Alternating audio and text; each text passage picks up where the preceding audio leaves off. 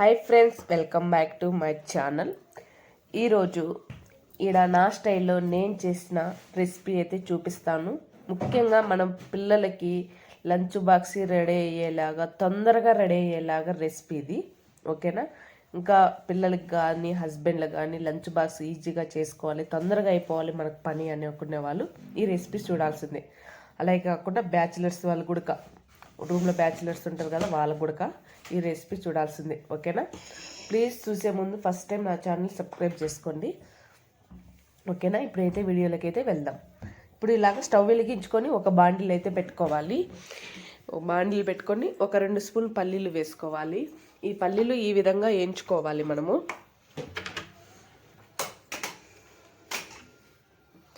ఈ విధంగా వేయించుకొని ఒక పక్కన ప్లేట్లో అయితే పెట్టుకోవాలి. ఈ వేయించేటప్పుడు మనం లో ఫ్లేమ్లో పెట్టుకొని వేయించుకోవాలి.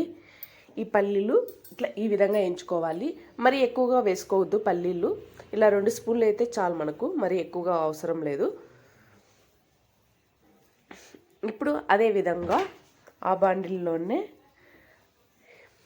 2 స్పూన్లు ధనియాలు, అలాగే 1 స్పూన్ జీలకర్ర,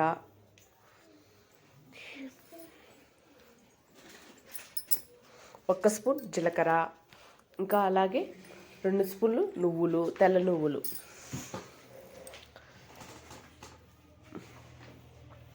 నువ్వులు, ఇంకా వీటిల్లో మీరు 1 స్పూను మినుములు, 1 స్పూను ఈ ముందే కదా శనగలు, అవైనా వేసుకో. శనగబ్యాళ్ళు 1 స్పూను శనగబ్యాళ్ళు కానీ, 1 స్పూను మినుములు కానీ, మినపబ్యాళ్ళు అంటారు కదా, మినపబ్యాళ్ళు కూడా అవైనా వేసుకోవచ్చు.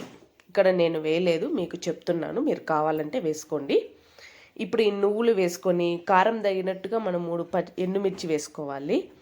మరి ఎక్కువ కారం ఉంటే పిల్లలు తినలేరు, అందుకనేసి 3 ఎండుమిర్చి, కొద్దిగా చింతపండు వేసుకోవాలి. చింతపండు మరీ ఎక్కువ వేసుకుంటే పులుపు వస్తుందండి, తక్కువగానే వేసుకోవాలి చింతపండు.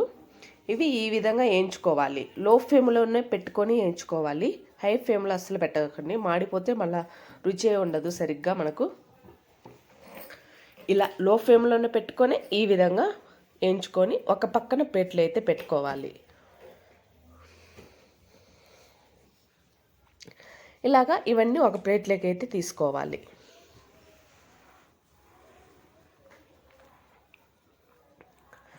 ఇట్లా ఈ విధంగా ఒక పక్కన ఇవి చల్లారించిన తర్వాత మిక్సీ జార్లో కొంచెం బరకగా గ్రైండ్ చేసుకోవాలి.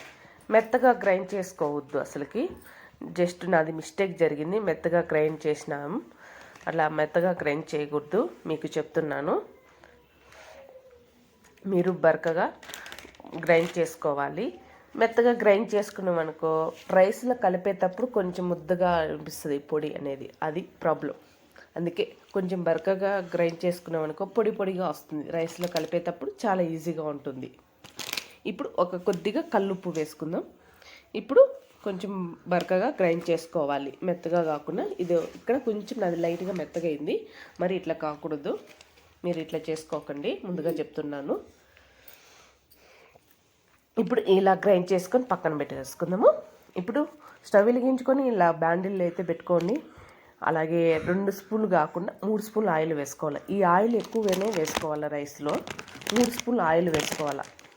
ఆయిల్ తక్కువ తినాలి అనుకునే వాళ్ళు 2 స్పూన్లు అయినా వేసుకోండి. ఇట్లా 3 స్పూన్లు ఆయిల్ వేసుకొని, ఆయిల్ అనేది కొంచెం వేడెక్కాలి. తర్వాత పోపు దినుసులు వేసుకోవాలి. పోపు దినుసులు వేగనివ్వాలి. తర్వాత వెల్లుల్లిపాయలు సన్నగా కట్ చేసుకొని వేసుకోవాలి. ఒక 2 పచ్చిమిర్చి సన్నగా కట్ చేసుకొని వేసుకోవాలి. అలాగే ఒక చిన్న ఆనియన్ పొడుగ్గా కట్ చేసుకొని వేసుకోవాలి. ఇవి కాస్త వేగనివ్వాలి. అలాగే కొద్దిగా కరివేపాకు వేసుకోవాలి. ఈ కరివేపాకు వేసుకున్న తర్వాత ఇవి కాస్త వేగనివ్వాలి ఆయిల్లో. అలాగే చిటికెడు పసుపు వేసుకోవాలి. ఈ పసుపు వేసుకొని మళ్ళీ ఒకసారి బాగా వేగనివ్వాలి. ఫ్లేమ్ని మీడియంలో పెట్టేసుకొని వేయించుకోండి, మరి లో ఫ్లేమ్లో కాకుండా మీడియంలో పెట్టేసుకొని వేయించుకోండి. ఇది మనం రైస్ ముందుగా ఉడికించుకొని పక్కన ప్లేట్లో చల్లారబెట్టుకోవాలి. రైస్ అనేది పొడి పొడిగా చేసుకుంటేనే మనకి ఈ రైస్ అనేది చాలా బాగుంటుంది. ఈ రైస్ మనము ముందుగా ఉడికించుకొని ఒక ప్లేట్లో కానీ ఇలాగా చల్లారబెట్టుకోవాలి.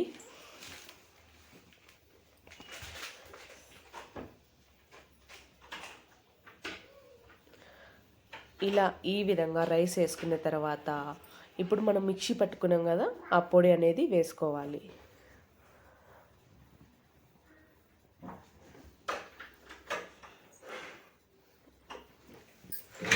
ఆ పొడి వేసుకొని బాగా మిక్స్ చేసి కలుపుకోవాలి. గెంటితో బాగా కలుపుకోవాలి.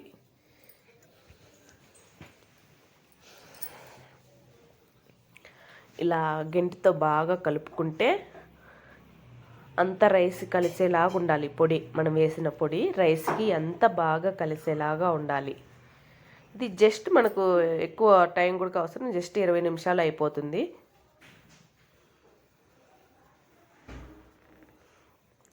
మనకు మార్నింగు కొద్దిగా టైం లేనప్పుడు తక్కువలో చేయాలి లంచ్ బాక్స్ అనుకున్నప్పుడు ఈ రైస్ చేయండి, చాలా బాగుంటుంది. మనకు పిల్లలకి కొంచెము మనము టైం ఉండదు, తక్కువ టైం ఉంది, ఏం చేయాలి అనుకుంటాం కదా. ముఖ్యంగా ఇంట్లో ఏమి కూరగాయలు లేకపోతే ఇలా ఈజీగా చేసుకోవచ్చు.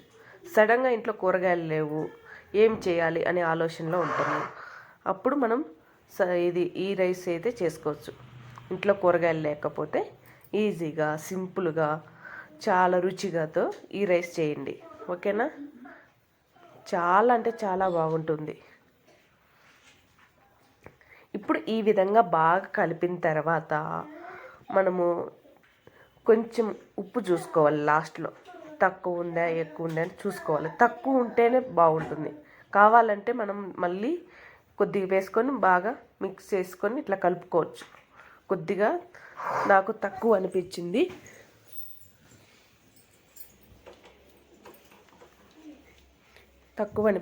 అందుకు కొద్దిగా వేసుకొని బాగా మళ్ళీ కలుపుకున్నాను. ఫైనల్గా అయితే మన రైస్ అయితే ఇలా ఉంటుంది, చాలా బాగుంటుంది. ఒక్కసారి నేను చెప్పినట్టుగా ఈ పొడి వేసి చూడండి. రైస్ మీ పిల్లలకి లంచ్ బాక్స్ ఇలా రెడీ చేయండి. మీ పిల్లలు కూడా చాలా ఇష్టంగా తింటారు. చాలా బాగుంటుంది. నేను చెప్పడం కాదు, మీరు కూడా ట్రై చేయాలి. ఎలా వచ్చిందని మీరు కామెంట్ బాక్స్లో కామెంట్ చేసి చెప్పాలి. ఓకేనా? వీడియో నచ్చితే ప్లీజ్